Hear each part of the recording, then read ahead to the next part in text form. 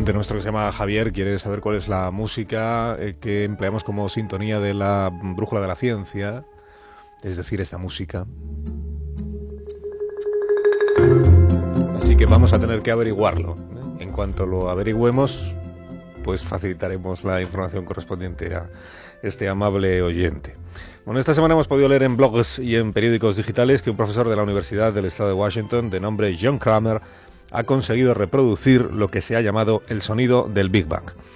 Y hemos decidido pues preguntarle a Alberto Aparici en qué consiste exactamente esta grabación. Alberto Aparici, buenas noches, ¿cómo estás? Buenas tardes. Hola, buenas tardes. Esta grabación que, si te parece, vamos a escuchar porque es un documento sonoro de primerísima línea. Así suena el sonido del Big Bang. Atención. Vamos a verlo.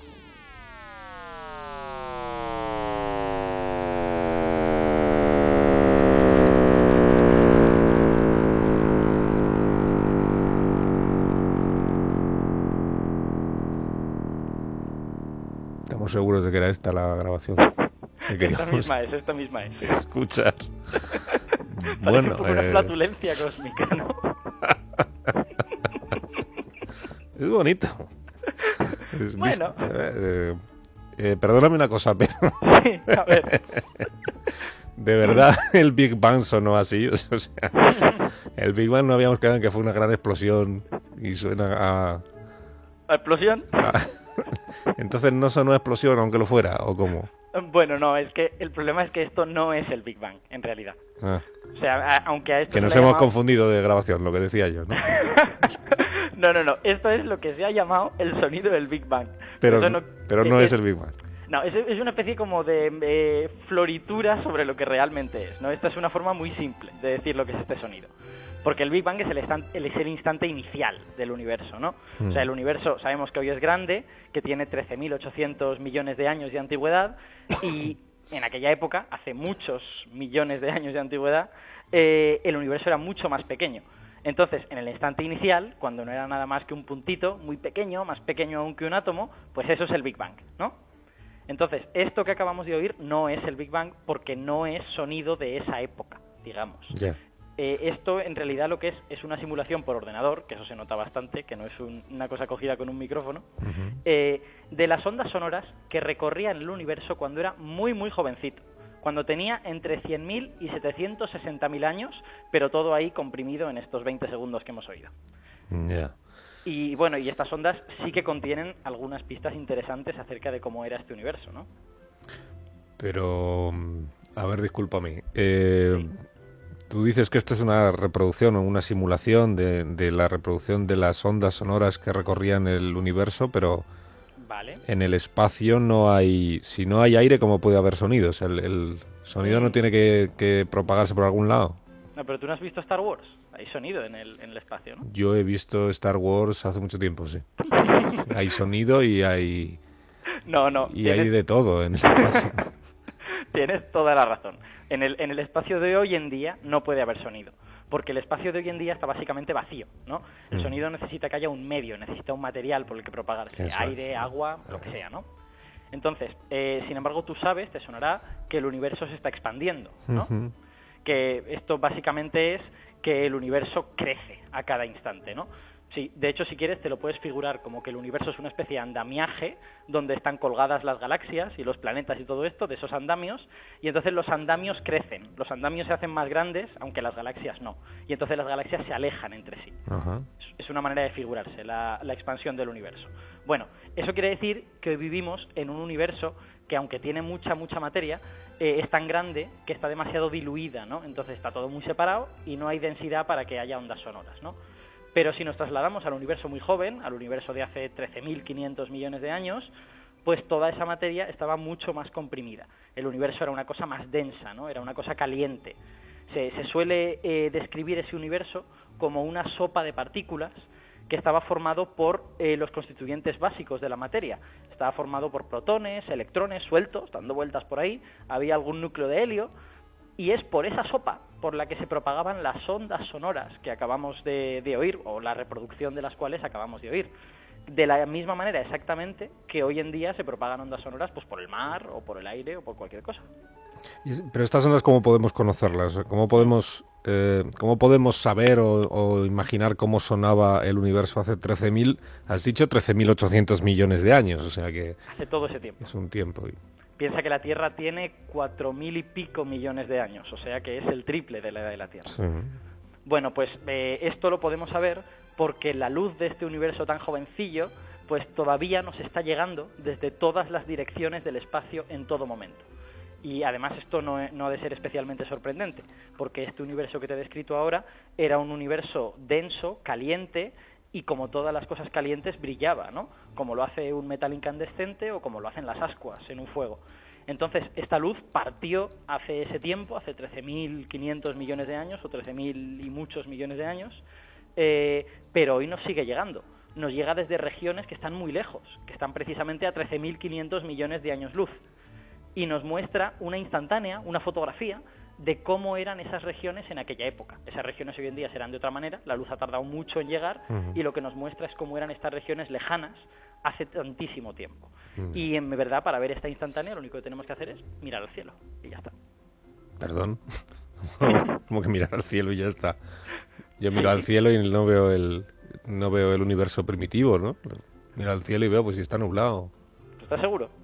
No, que voy a estar seguro, no estoy seguro de cómo me llamo yo, voy a estar seguro de eso. No, vamos a ver, tienes toda la razón. Menos mal. Desde luego no es con nuestros ojos, con lo que vemos, Bueno. esta luz del universo primitivo, ¿no? Y hay una buena razón, que es que la luz esta que emitió el universo primitivo, pues ya no es luz hoy en día. Porque resulta que la expansión del universo tiene muchos efectos divertidos y en este caso nos juega una mala pasada, ¿no? Porque, ¿qué es que el universo se expanda? Pues que las cosas que están montadas en ese andamiaje, pues se van haciendo más grandes, ¿no? Y eso tiene un efecto sobre las ondas, estira las ondas, las hace más grandes, ¿no? Y esto lo podemos entender, por ejemplo, para ver un ejemplo, en la grabación esta que nos ha hecho el profesor Kramer. Porque si nos fijamos, el sonido empieza muy agudo, porque el universo es pequeñito, y a medida que pasa el tiempo se va haciendo cada vez más grave, ¿no? Más pesado. Ahí está.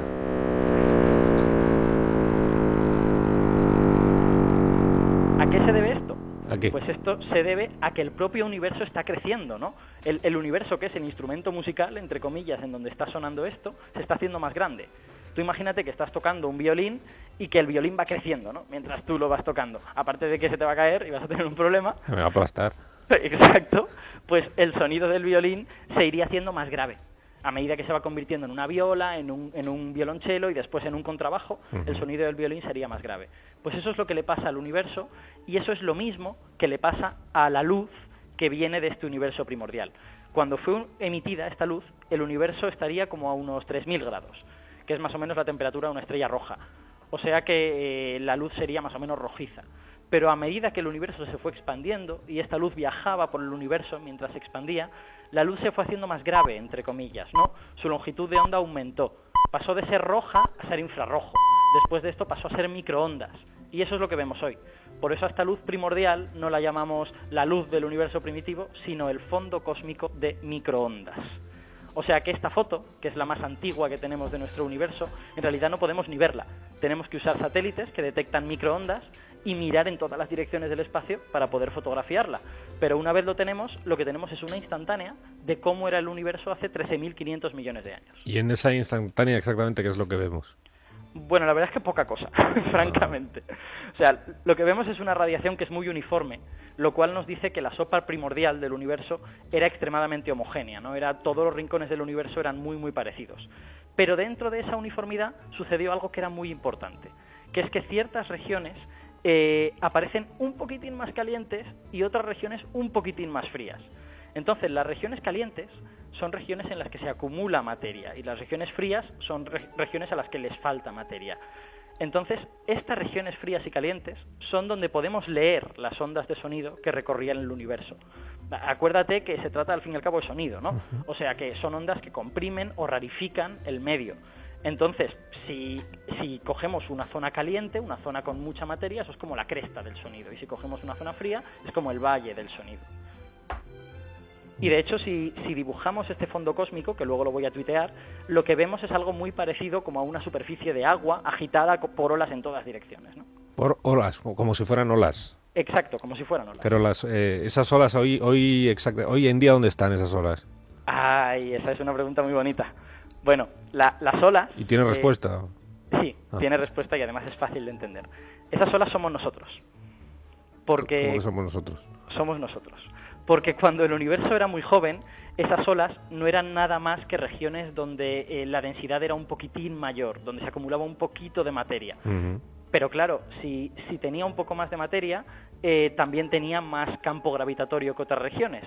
Así que las zonas estas que acumulaban materia empezaron a atraer a la materia que tenía alrededor. Empezaron a vaciar las zonas circundantes y ellas se hicieron cada vez más densas. Con el paso del tiempo, estas zonas que en principio eran simplemente zonas calientes en el universo primitivo, pues se fueron llenando cada vez más y se empezaron a parecer a galaxias. Y de repente, en estas cosas que se parecían a galaxias, algunas zonas especialmente densas empezaron a parecerse a estrellas. Y eventualmente, pues nada, pues llegaron los planetas, llegó la vida. O sea que cuando volváis a escuchar este sonido tan feote que hemos escuchado antes... que no, es un... hombre, que a mí no me parece feo. A mí la verdad es que muy musical no me parece. Pero debemos pensar que sin ese ruido terrible, si ese ruido no hubiese estado allí hace 13.500 millones de años, el universo no sería otra cosa que una sopa muy aburrida, muy homogénea, y en ella nunca habría pasado nada interesante. Nosotros en realidad somos los tataranietos de ese sonido que podemos leer en el fondo cósmico de microondas. O sea que este es nuestro abuelo, es este pedorreo, digamos. Exactamente, de alguna manera sí.